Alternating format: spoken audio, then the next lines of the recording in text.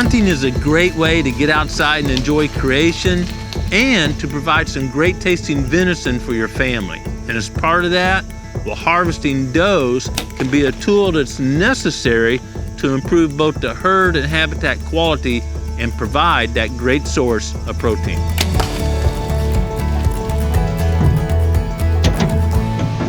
Unfortunately, doe harvest has dropped off throughout much of the whitetails range, and some of these drops are very significant, down 10-20%.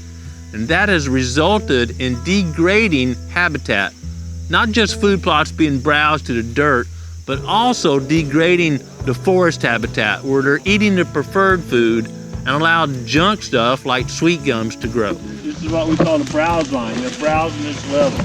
This is probably most obvious on some public lands where there's no forest management, there's a closed canopy forest, and that deer herd's been allowed to increase a little bit, and it's just basically wiped out all the valuable or palatable species.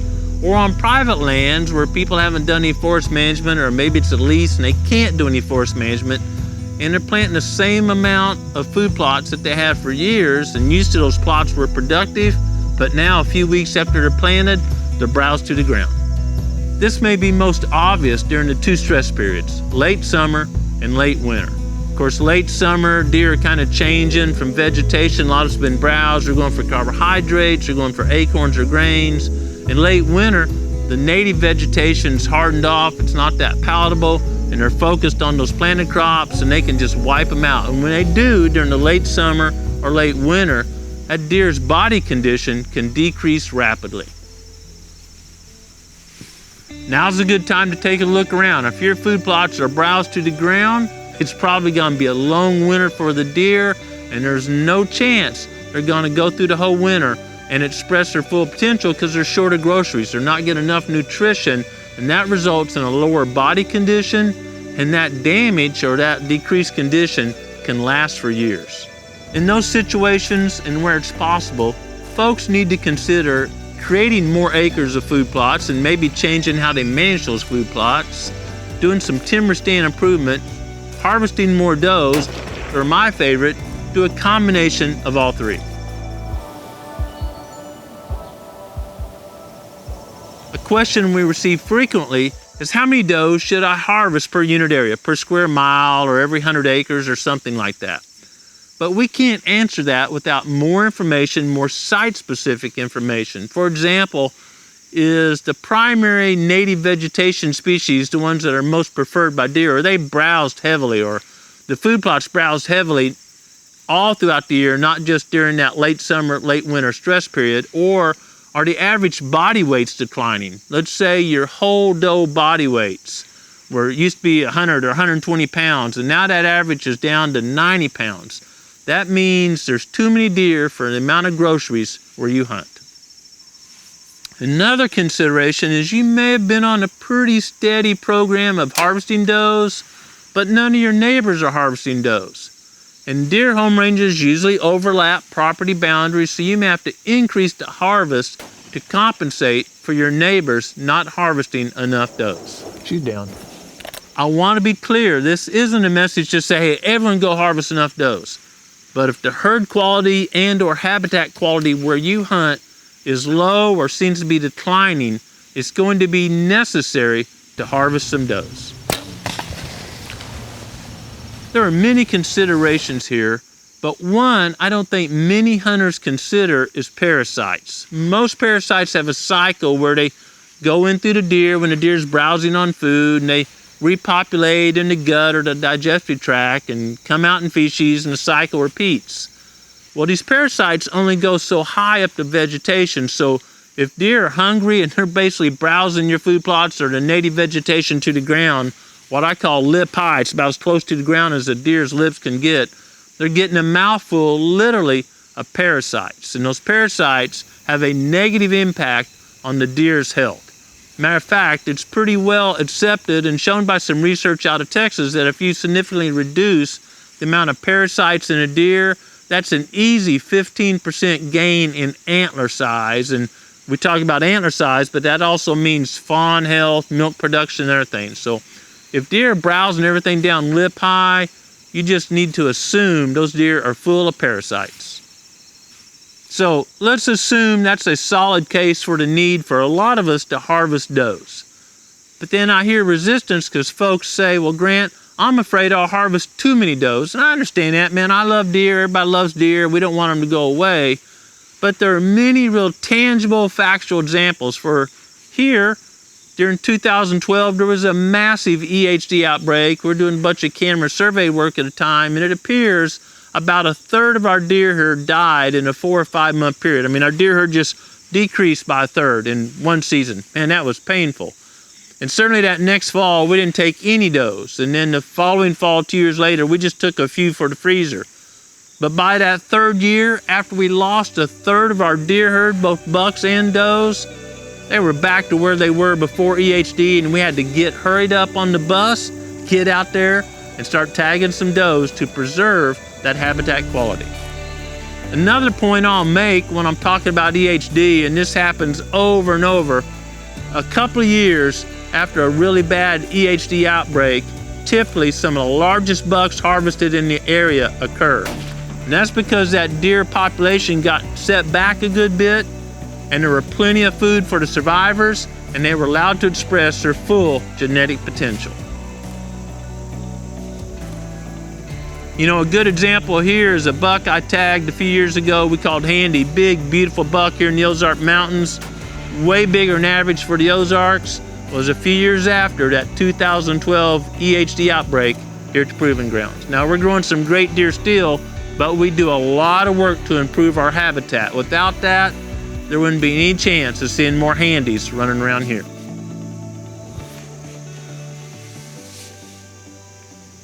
A reason people often give for not wanting to harvest does during the early season is they're afraid the fawns will still be nursing.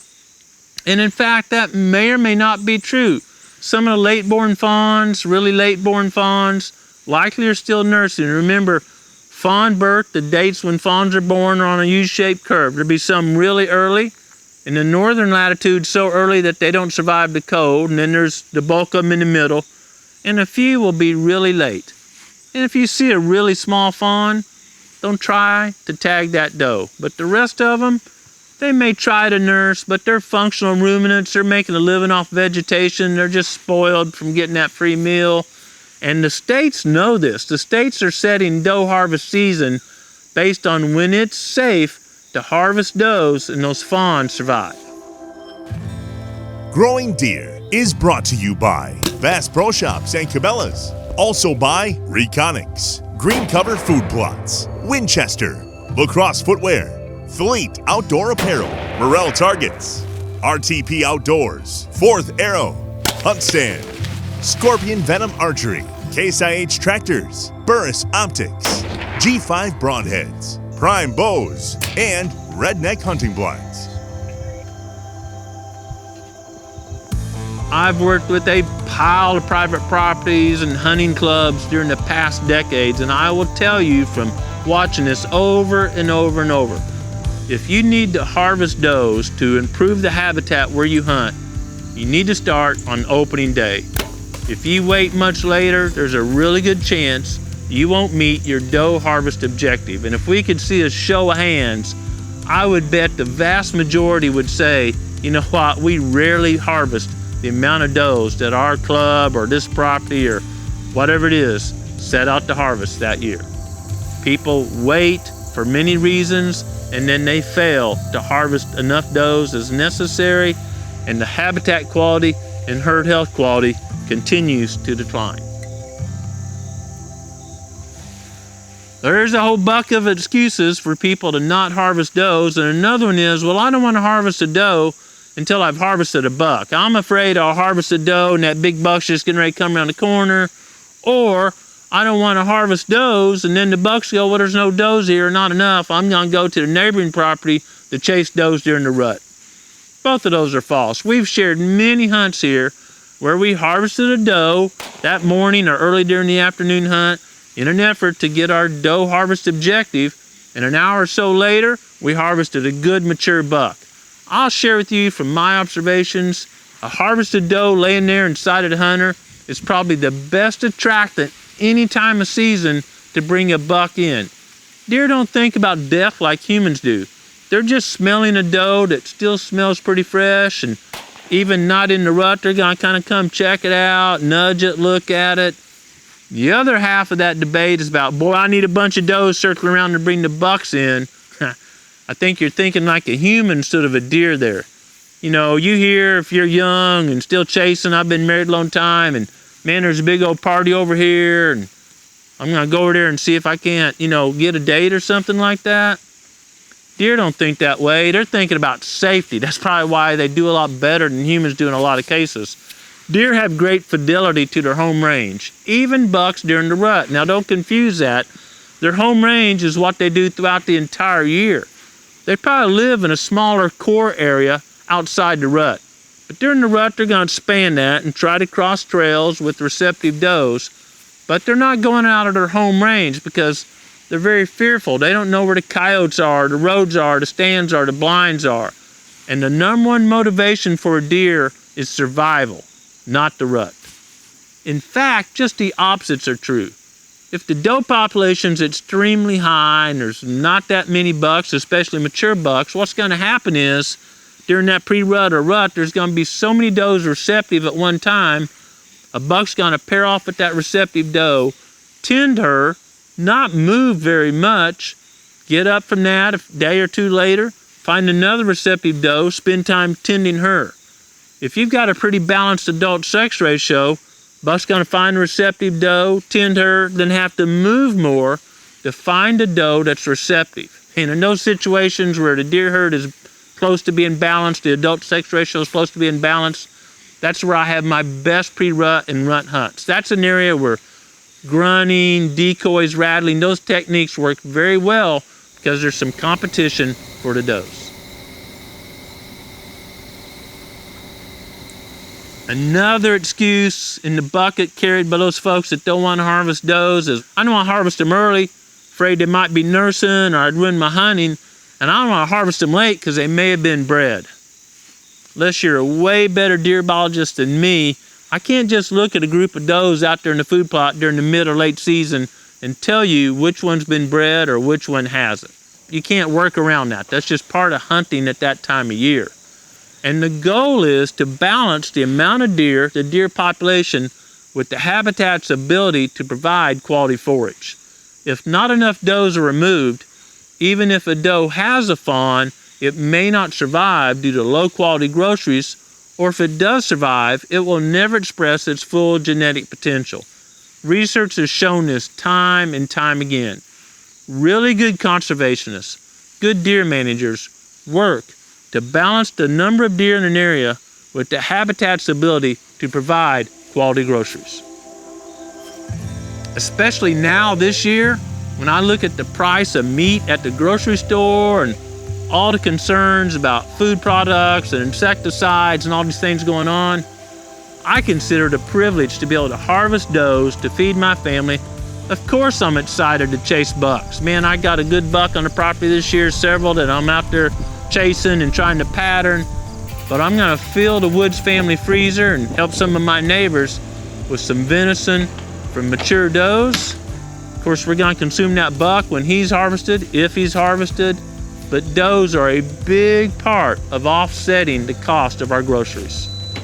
I want to share one last thought that's not based on deer biology or improving habitat management, but I think it's critically important for hunters. There's a lot of new hunters out there today, and I want to tell you, if you're just waiting for a buck, you might get bored, but even more importantly, when you're harvesting does to improve the habitat and provide some high quality venison for your family, you're doing something that's not talked about a lot. You're getting repetitions or practice. You're getting calm. You're knowing how to stay calm and move when you should and not move when you shouldn't. You're settling that pin or crosshairs just right. You're completing the whole harvest process. And the more you do that, the calmer you'll be when that buck of a lifetime walks out. If that buck of a lifetime walks out and you've never fired that shot before, if you're like me, man, I was so nervous I was bouncing in the stand. Providing that fresh venison and helping improve the herd and habitat quality also is great practice for when you get to punch that buck tag.